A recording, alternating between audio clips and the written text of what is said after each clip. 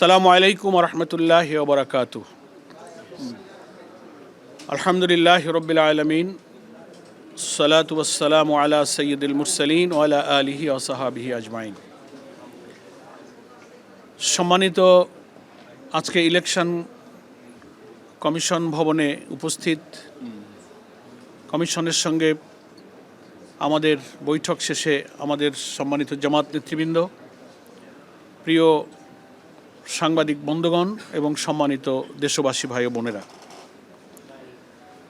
আপনারা ইতিমধ্যেই জেনেছেন যে আমরা আজকে এই 6 সদস্যের একটা ডেলিগেশন প্রধান নির্বাচন কমিশনার সহ নির্বাচন কমিশনের সঙ্গে আগামী স্থানীয় সরকার নির্বাচনকে সুষ্ঠু, নিরপেক্ষ, স্বচ্ছ, গ্রহণযোগ্য করবার প্রয়োজনে কতিপয় গুরুত্বপূর্ণ বিষয় নিয়ে সরাসরি মত বিনিময়ের জন্য আমরা এখানে আজকে উপস্থিত হয়েছিলাম। ডেলিগেশনের সদস্যদের নাম আপনারা ইতিমধ্যেই জানতে পেরেছেন, আমি রিপিট করছি না। আমরা নির্বাচন কমিশনের পক্ষ থেকে একটা চিঠি পেয়েছিলাম 1 মাস আগে যে সম্ভাব্য স্থানীয় সরকার নির্বাচনের নিরপেক্ষতা এবং সুষ্ঠু নির্বাচন করার জন্য ওনারা কিছু নীতিমালা, কিছু সুপারিশ, রিকমেন্ডেশন করবেন। সে ব্যাপারে রাজনৈতিক দল হিসেবে আমাদের মতামত ওনারা চেয়েছিলেন। গত 30শে জুন আমরা একটা লিখিত মতামত দিয়েছিলাম, সেখানে 7টি প্রস্তাব, পরামর্শ আমাদের সেখানে ছিল। আজকে প্রায় 1 মাস পর, আজকে 29শে জুলাই, আমরা সরাসরি এসেছি আরও 2টো নতুন প্রস্তাব নিয়ে। স্পেশালি একটা চিঠি আমরা চিফ ইলেকশন কমিশনারকে দিয়েছি, তার সঙ্গে আগের দিনের 7টি প্রস্তাব যুক্ত করে এই 9টি প্রস্তাবের উপরই আমাদের আজকে মোটামুটি আলোচনা হয়েছে। আগের দিনে আমরা যে চিঠি দিয়েছিলাম, গণমাধ্যম কর্মীরা সে চিঠি ইলেকশন অফিস থেকে পেয়েছেন, সেটা নিয়ে আপনারা অনেকেই নিউজ করেছেন, আমাদের সঙ্গে অনেকে টেলিফোনে সেসব বিষয়ে ব্যাখ্যা বিশ্লেষণ আপনারা চেয়েছেন। আজকে প্রধানত 4টি গুরুত্বপূর্ণ বিষয় আমরা আলোচনায় নিয়ে এসেছি। তার মধ্যে প্রধান এবং খুবই গুরুত্বপূর্ণ বিষয় হলো, একেবারে অতি সম্প্রতি 2-1 দিনে সরকারের একজন রাজনৈতিকভাবে পরিচিত পলিটিক্যাল ফিগারকে নির্বাচন কমিশন সচিবালয়ের অতিরিক্ত সচিব, অ্যাডিশনাল সেক্রেটারি হিসেবে জনাব শামসুল আলমকে নিয়োগ দেওয়া হয়েছে। আমরা এটার তীব্র নিন্দা করেছি, তার নিয়োগ বাতিল করার দাবি জানিয়েছি গতকাল দলের পক্ষ থেকে সংবাদ সম্মেলনের মাধ্যমে। আজকের চিঠিতে যে 2টি গুরুত্বপূর্ণ বিষয়, তার এটা অন্যতম গুরুত্বপূর্ণ বিষয়। আমরা বলেছি বাংলাদেশের সংবিধান অনুযায়ী এটা একটা সাংবিধানিক প্রতিষ্ঠান। ইলেকশন কমিশন একটা কনস্টিটিউশনাল বডি। এখানে কোনো পলিটিক্যাল ব্যক্তির নিয়োগ যে কোনো নির্বাচনকে নিরপেক্ষ করার ব্যাপারে অন্তরা এবং বাধা। এবং জনাব শামসুল আলম সাহেব বিএনপির স্থায়ী কমিটির সদস্য, সিনিয়র নেতা, আমাদের রাজনৈতিক সহকর্মী এবং সিনিয়র নেতা জনাব নজরুল ইসলাম খানের নেতৃত্বে গঠিত বিএনপির নির্বাচনী আসন পুনর্বিন্যাস একটা কমিটি আছে, সেই কমিটির সদস্য হিসেবে তিনি দায়িত্ব পালন করেছেন। এবং আজকের আলোচনায় যখন আমরা এই অভিযোগটা করেছি, বাইদি ভাই কথার মাধ্যমে আমরা এটা জেনেছি যে সেই কমিটির দায়িত্ব পালনের প্রয়োজনেই তিনি এই ইলেকশন কমিশন অফিসেও একবার এসেছেন। তো আমাদের আজকের আলোচনার প্রথম এবং প্রধান উদ্বেগের বিষয়, যেটা ওনাদেরকে জানিয়েছি, যে এই রাজনৈতিক নিয়োগকে বাতিল করতে হবে। তা না হলে আমরা এটা পরিষ্কার বুঝতে পারছি যে স্থানীয় সরকার নির্বাচন আসন্ন হয়, ক্ষমতাসীন দলের একটা গুরুত্বপূর্ণ নীতি নির্ধারণী জায়গায় যিনি রাজনৈতিক দায়িত্ব পালন করেছেন, এরকম একজন ব্যক্তিকে ইলেকশন কমিশনের মতো একটা পলিটিক্যাল বডি, সাংবিধানিক বডিতে অতিরিক্ত সচিব পদে নিয়োগ দেওয়ার মধ্যে আজ্ঞাবহ থেকে তিনি যেন সরকারি দলের লোকদেরকে নির্বাচনে বিজয়ী করে নিয়ে আসতে পারেন, সেই ফাংশনটা উনি যেন এখানে বসে করতে পারেন, সেই তৎপরতার জন্যই তাকে এখানে স্পেশালি অ্যাসাইন করে এখানে অ্যাপয়েন্টমেন্ট দেওয়া হয়েছে। ওনাদেরকে আমরা এটা বলেছি। ওনারা প্রথমত এটা বলতে চেয়েছেন যে ওনার এই রাজনৈতিক পরিচয়টা আমরা আগে বুঝতে পারিনি, মিডিয়াতে এসে ইদানিং আমরা বুঝতে পারছি। সেকেন্ড হচ্ছে, নিয়োগটা তো সরকার চুক্তিভিত্তিক দিয়েছে 1 বছরের জন্য। তো আমরা সাংবিধানিক প্রশ্ন তুলেছি, অবসরপ্রাপ্ত কোনো লোককে চুক্তিভিত্তিক নিয়োগ অন্য জায়গায় দেওয়া যায়, সেখানে কোনো অসুবিধা নেই। কিন্তু নির্বাচন যেখানে রিলেটেড এবং যে নির্বাচন নিরপেক্ষ করার জন্য এটা একটা সাংবিধানিক বিরাট প্রতিষ্ঠান, এখানে কোনো পলিটিক্যাল ব্যক্তি যিনি একেবারে সদ্য বিগত যে জাতীয় নির্বাচনে একটা দলের পক্ষে দায়িত্ব পালন করেছেন, তার ইলেকশনে কমিশনে আসাটা আগামী নির্বাচন একেবারে দিব্যি নিরপেক্ষ হবে না, একদিকে নিয়ে যাবে, এই উদ্দেশ্যে তারা এখানে অ্যাপয়েন্টমেন্ট দিয়েছে। আপনারা এটাকে আপত্তি করেন, বাতিল করার দায়িত্ব তো সরকারের। ওনারা কথা দিয়েছেন যে আমরা এগুলো ইলেকশন, আমরা এটা প্রশ্ন করেছি যে আপনারা যখন দেখলেন এরকম একজন ব্যক্তিকে, তো আপনারা অক্ষমতা ব্যক্ত করতে পারতেন, আপনারা জয়েন করতে দিতেন না, সরকারের কাছে আপনারা আপত্তি জানাতে পারতেন। তো কথার ভিতর দিয়ে তো ওনারা ওনাদের অসহায়তার কথা, অক্ষমতার কথা, অপারগতার কথাই আলটিমেটলি ওনাদের কথা থেকে ফুটে উঠেছে। সেকেন্ড বলেছি, আমরা অতি সম্প্রতি নির্বাচন কমিশন আগামী স্থানীয় সরকার নির্বাচনের ব্যাপারে কিছু রিকমেন্ডেশন তারা তৈরি করেছেন। তার মধ্যে গুরুত্বপূর্ণ একটা হচ্ছে এমপিওভুক্ত শিক্ষক যারা স্কুল, কলেজ, মাদ্রাসা, বিভিন্ন শিক্ষা প্রতিষ্ঠানে যারা সরকারি বেতনের একটা অংশ পান, সেই শিক্ষকরা নির্বাচনে অযোগ্য হবেন, এভাবে তারা একটা রিকমেন্ডেশন এখানে তৈরি করেছেন। আমরা মিডিয়ার মাধ্যমে বুঝতে পেরেছিলাম যে সরকারের কাছে তারা পাঠিয়েছে এবং মিনিস্ট্রিতে এটা বিচার বিবেচনার জন্য অপেক্ষায় আছে। আজকে ওনারা এটা স্বীকার করলেন যে হ্যাঁ, আমরা এটা এই রিকমেন্ডেশনে আমরা একমত হয়েছি, সেটা এখনও আমরা সরকারের কাছে পাঠাইনি, এই কথাটা ওনারা আজকে বললেন। তো ওনারা মুখের পরে চিফ ইলেকশন কমিশনারের উপস্থিতিতে কথা বললে তো এটাই আমরা বিশ্বাস করলাম। রিয়েল জিনিসটা গণমাধ্যম কর্মীদের কাছে কি তথ্য আছে, that is up to you. তো যাই হোক, সেটা ওনারা পাঠান আর না পাঠান, এই রিকমেন্ডেশন যে ওরা নিয়েছেন এবং ওনারা অ্যাপ্রুভ করেছেন, এটা সত্য। আমরা এটারও তীব্র আপত্তি জানিয়েছি এবং আমরা এখানে সাংবিধানিক অনেক প্রশ্ন তুলেছি। এখানে নাগরিকদের যে অধিকারের প্রশ্ন, আর্টিকেল 27, 26 বিভিন্ন ধারায় তার যে সমস্ত অধিকারের প্রশ্ন তোলা হয়েছে, সেখানে তার রাজনীতি করার ক্ষমতা, নির্বাচনে অংশ নেওয়ার ব্যাপারে বাংলাদেশের স্থানীয় সরকার নির্বাচনের সুদীর্ঘ ইতিহাসে স্কুল, কলেজ এবং শিক্ষা প্রতিষ্ঠানের শিক্ষকরা নির্বাচনে অংশ নিয়ে থাকেন। This is first time. এমন কি হলো, এবং without any discussion with the stakeholder. আমরা তো আশা করেছিলাম যে নির্বাচনে কোনো পলিসি নীতি নির্ধারণ করতে গেলে সাধারণত সেটা ন্যাশনাল ইলেকশন হোক, লোকাল গভর্নমেন্ট ইলেকশন হোক, সাধারণত পলিটিক্যাল পার্টি বা স্টেক হোল্ডার ওনারা মত বিনিময় করেন, কোনো রকম আলোচনা ছাড়াই ওনারা একটা রিকমেন্ডেশন করে সরকারকে ওনারা দিয়ে দেবেন, এসব প্রশ্ন তুলেছি। তো এই প্রথমবারের মতো ওনারা এটা অ্যাপ্রুভ করেছেন এবং এটা ওনারা যুক্তি দিয়েছেন যে শিক্ষা প্রতিষ্ঠানের প্রধানরা দায়িত্ব পালনে লেখাপড়ার পরিবেশ ক্ষতিগ্রস্ত হয়, তারা পলিটিসাইজ হয়, নানান রকম যুক্তি তারা দিয়েছেন। আমরা বলেছি দেশের নাগরিক সবাই আমরা ভোটার, সংবিধানে এমপিওভুক্ত প্রতিষ্ঠানের লোকদের চাকরি তো নিষিদ্ধ, রাজনীতি করা তো নিষিদ্ধ নেই।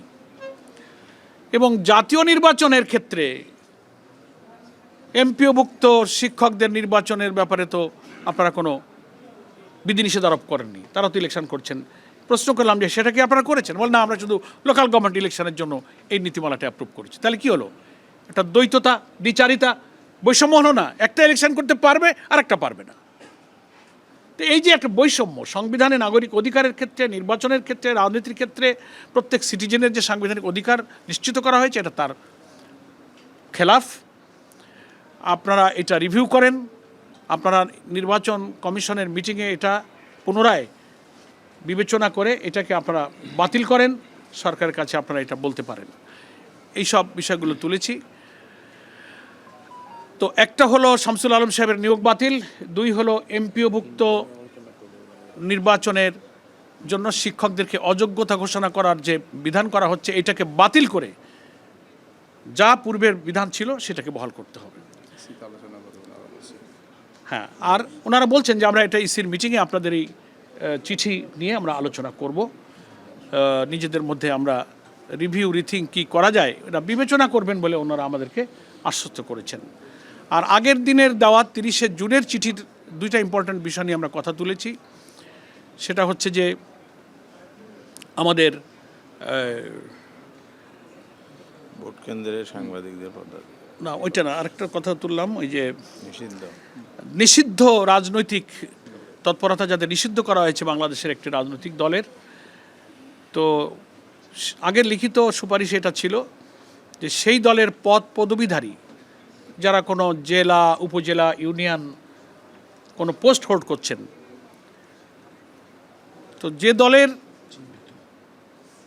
রাজনীতি করাটা সন্ত্রাস বিরোধী আইন দ্বারা সরকারের নির্বাহী আদেশে নিষিদ্ধ করা হয়েছে, তো রাজনীতি তো মানুষই করে, রাজনীতি আর অন্যরা কেউ এসে করে না। তো যে ব্যক্তি রাজনৈতিক দলের কোনো পোর্টফোলিও, কোনো পোস্ট হোল্ড করবেন, তিনি যদি কোনো রাজনৈতিক দলের নেতৃত্বে থাকা অবস্থায় কোনো নির্বাচনে অংশ নেন, that is on kind of election politics, that is on kind of politics. তো কথা হচ্ছে রাজনীতির নিষিদ্ধ থাকলে ব্যক্তি যেহেতু রাজনীতি করে, ব্যক্তির নির্বাচন করাটাও একটা রাজনীতি। ফলে পদবীধারী নিষিদ্ধ দলের কোনো ব্যক্তির নির্বাচনে অংশগ্রহণকেও অযোগ্য এবং নিষিদ্ধ করতে হবে। তার অর্থাৎ আরেকটা পয়েন্ট বলেছি যে এই সরকার, বর্তমান সরকার ক্ষমতায় এসে তারা সিটি কর্পোরেশন, তারপরে জেলা পরিষদ, বিভিন্ন উন্নয়ন কর্তৃপক্ষ, গুরুত্বপূর্ণ বিধিবদ্ধ স্বায়ত্তশাসিত সংস্থায় তারা পলিটিক্যাল অ্যাপয়েন্টমেন্ট দিয়েছেন। এদের উদ্দেশ্য পরিষ্কার বোঝা যায় যে তিনি এখানে নিয়োগ দিয়েছেন যে তিনি ওখানে দায়িত্ব পালন করবেন, সামনে যখন স্থানীয় সরকার নির্বাচন আসবেন তিনি এই নির্বাচন পর্যন্ত সিটি কর্পোরেশনের, জেলা পরিষদের বা বিভিন্ন গুরুত্বপূর্ণ পদের সুযোগকে, ক্যাপাসিটিকে, সামর্থ্যকে কাজে লাগিয়ে পাবলিককে সার্ভ করবেন। ঠিকাদারি, ব্যবসা বাণিজ্য, কন্ট্রাক্টারি, নানান চ্যারিটি ওয়ার্ক করে তিনি জনপ্রিয়তা নেবেন এবং নির্বাচনে তিনি আবার প্রার্থী হবেন। আমরা এটা আপত্তি করেছি যে তাদেরকে নির্বাচনে অযোগ্য করতে হবে, কারণ এরকম স্থানীয় সরকারের পদে থেকে 2-5-10 মাস সার্ভ করে সাথে সাথে ইলেকশনে ক্যান্ডিডেট হওয়া মানেই হচ্ছে যে এই নির্বাচনকে নিরপেক্ষ হতে দেওয়া হলো না, দলীয়করণের জন্য তাকে এখানে নিয়োগটা দেওয়া হয়েছিল এবং নির্বাচন একেবারে দিব্যি এটা একটা দলীয় নির্বাচন হবে, পক্ষপাতিত্ব হবে, এটা নিরপেক্ষ হবে না, স্বচ্ছ হবে না। আমরা এই সমস্ত পদে যাদেরকে রাজনৈতিকভাবে নিয়োগ করা হয়েছে তাদেরকেও নির্বাচনে অযোগ্য ঘোষণা করার দাবি জানিয়েছি। এবং মন্ত্রীদের ওখানে আমরা লিখিত দিয়েছি, এমপি মন্ত্রীরা নির্বাচনী এই সমস্ত তৎপরতায় অংশ নিতে পারবে না, সেটা একটা পলিটিক্যাল অ্যাক্টিভিটিসের মধ্যে পড়ে। যেহেতু এবারের স্থানীয় সরকার নির্বাচনটা অরাজনৈতিক হবে, দলীয় প্রতীক হবে না বলা হচ্ছে, তো তাহলে যারা পার্লামেন্টে আছেন, যারা মিনিস্ট্রিতে আছেন, তারা যদি কোনো প্রার্থীর পক্ষে গিয়ে মিটিং করেন, বক্তব্য দেন, সেটা একটা রাজনৈতিক তৎপরতা হিসেবে বিবেচ্য হবে। এগুলোর ব্যাপারে কঠোর নিষেধাজ্ঞা জারি করা এবং রাজনৈতিক পদে অধিষ্ঠিত বা নিয়োগ পাওয়া ব্যক্তিরা যেন নির্বাচনে অংশ নিতে না পারেন তাদেরকে অযোগ্য ঘোষণা করতে আমরা বলেছি। তারপরে আমরা আরও দৃষ্টি আকর্ষণ করেছি ওনাদেরকে যে ইলেকশনের কমিশনের দায়িত্বই হলো নির্বাচনের তারিখ ঘোষণা করা কবে হবে। তো দেখা যাচ্ছে যে আপনারা কিছু বলেন না, সরকারের মন্ত্রীরা বলেন, কেউ বলেন এবছরের শেষে হবে, কেউ বলেন সেপ্টেম্বরে, কেউ বলে ফেব্রুয়ারিতে, জানুয়ারিতে। What is it? তো ওনারা এটা আমাদের এই অবজেকশনটাকে মেনে নিলেন, বলে আমরা কি করব বললে আপনারা মানবেন না, আপনারা ওনাদের দৃষ্টি আকর্ষণ করবেন। It is not your duty, এটা ইলেকশন কমিশনের দায়িত্ব।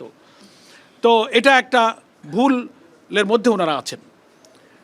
সরকার নির্বাচনের রাজনৈতিক পরিবেশ থাকলে পলিটিক্যাল পার্টি, গভর্নমেন্ট নির্বাচন হবে কি হবে না এটা একটা রাজনৈতিক সিদ্ধান্তের প্রশ্ন, কিন্তু কখন হবে তফসিলটা, শিডিউলগুলো, তারিখগুলো এটা ঘোষণার দায়িত্ব হচ্ছে নির্বাচন কমিশনের। আমাদের ক্ষমতাসীন দলের মন্ত্রী মিনিস্টাররা এক এক সময় তারিখও ঘোষণা করে দিচ্ছেন, তাও আবার একরকম বলেন না, কেউ জানুয়ারি বলেন, ফেব্রুয়ারি বলেন, কেউ সেপ্টেম্বর অক্টোবর বলেন, এই জাতীয়। সেজন্য এই সব সাংবিধানিক একটা বড় প্রতিষ্ঠান হচ্ছে নির্বাচন কমিশন। আমরা বলেছি যে আপনাদের বাংলাদেশের সংবিধান কিন্তু ইলেকশন কমিশনকে বিরাট পাওয়ার দিয়েছে, অনেক ক্ষমতা দিয়েছে, সেটা আপনারা এক্সারসাইজ করছেন না, লোকেদের মধ্যে বদনাম হচ্ছে যে ওনারা কী করছেন। এবং আজকে প্রসঙ্গক্রমে আমাদের ডেলিগেশনের পক্ষ থেকে এই প্রশ্ন তোলা হয়েছে যে কোর্টের চট্টগ্রামের ওই যে ফটিকছড়ির সরোয়ার আলম, তার ব্যাপারে আলমগীর, তার ব্যাপারে কোর্ট রায় দিল, মানে সকালে রায় হয়ে পড়ল, জাজমেন্টে অর্ডার হয়ে পারল না, 2-4 ঘন্টার মধ্যে এখান থেকে গেজেট জারি হয়ে শপথ হয়ে গেল। অর্ডার সিগনেচার হয়নি জাস্টিসের, এখান থেকে এত দ্রুত কি করে হলো? তাহলে পলিটিক্যালি আপনারা ইনস্ট্রাক্টেড ছিলেন, প্রেশারের মুখে আপনারা 2-4 ঘন্টার মধ্যে স্বাক্ষর করা আদেশ আসার পর্যন্ত অপেক্ষা করেননি, আপনারা একটা গেজেট জারি করে দিয়ে শপথের ব্যবস্থা করে দিলেন, পলিটিক্যাল প্রেশারে ছিলেন। তো ওনাদের কথাবার্তায় তো আর ওই ভাষায় তো আর স্বীকার করবেন না, বডি ল্যাঙ্গুয়েজে বোঝা যায় যে তারা আন্ডার প্রেশারে এটা করতে বাধ্য হয়েছে। তো জাস্ট এই সমস্ত বিষয়গুলো, হ্যাঁ, এগুলো খুবই অস্বাভাবিক। নির্বাচন কমিশন যে স্বাধীন, সাংবিধানিক, একটা বিরাট ক্ষমতাসীন একটা সাংবিধানিক সংস্থা, বিরাট ক্ষমতা সম্পন্ন, এবং দেশের নিরপেক্ষ নির্বাচনের একটা বিরাট ক্ষমতা তাদেরকে দেওয়া হয়েছে, তারা এ ব্যাপারে যে দায়িত্ব পালন করতে পারছেন না, আমরা বিনয়ের সাথে সে ব্যাপারে তাদেরকে দৃষ্টি আকর্ষণ করেছি যে আপনারা এ ব্যাপারে এখনও সজাগ সতর্ক হন, চোখ কান খুলে দায়িত্ব পালন করেন। সরকার আর ইলেকশন কমিশনের মধ্যে পৃথক সত্তা আছে, পৃথক রাজনৈতিক সাংবিধানিক ক্ষমতা এবং অধিকার আছে, সেটা আপনারা এক্সারসাইজ করেন। এইসব বিষয়গুলো মোটামুটি আমরা আজকে আলোচনা করেছি। আপনাদের সকলকে আপনাদের ধন্যবাদ। আর পেপারস, যেগুলো পেপারস দিয়েছি সেগুলোর কপি এখানে আছে, আপনারা ওগুলো কপি নিতে পারবেন। না, এটা কোনো আলোচনার বিষয়বস্তু ছিল না, এটা কোনো আলোচনা হয়নি। আমরা বহিষ্কার করেছি। পদত্যাগের বিষয় তো সে ব্যক্তির, ইলেকশন কমিশন স্পিকার এবং সেই ব্যক্তি, এগুলো তাদের, এটা দলের বিষয় না। যেহেতু তিনি দল থেকে বহিষ্কৃত, তাই বহিষ্কৃতের অর্থ হলো তিনি আমাদের দলে নাই, তাকে তো আর আমরা আর কোনো ইনস্ট্রাকশন দিতে পারি না। কিন্তু আপনাদের পক্ষ থেকে তাকে পদত্যাগ করতে বলা হয়েছিল কিনা, কিংবা আপনারা চান কিনা? না, আমাদের পদত্যাগের চেয়ে বহিষ্কারই আমাদের বড় সিদ্ধান্ত। আমাদের দলের সংবিধানের আর্টিকেল 62 অনুযায়ী একটা ব্যক্তির কোনো অপরাধ তদন্তে প্রমাণিত হলে সর্বোচ্চ শাস্তি হচ্ছে দল থেকে বহিষ্কার, এবং সেটা আমরা মিডিয়া করেছি, পাবলিক করেছি। এর উপরে আর কিছু বলার থাকবে না।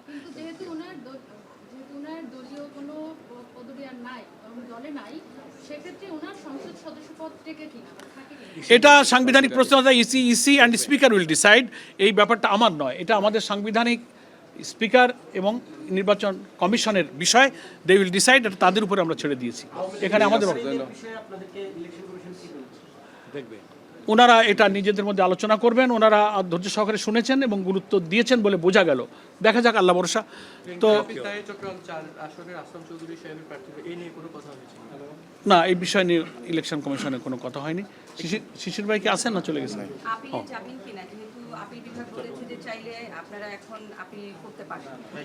না, ওইটা আমাদের লয়ার সাথে আমরা কথা না বলে এক্ষুনি এ ব্যাপারে আমরা কিছু কথা বলতে পারছি না। তো আজকে যেহেতু এই কোনো বিশেষ স্পেসিফিক আসনটা আমাদের আলোচনার সাবজেক্ট ম্যাটার ছিল না, তো আপনাদের স্থানীয় সরকারটাই আমাদের আজকের ইলেকশন কমিশনের ডেপুটেশনের ডেলিগেশনের উদ্দেশ্য ছিল। সে ব্যাপারে আপনাদেরকে আমরা ব্রিফ করেছি। আপনাদের সকলকে ধন্যবাদ।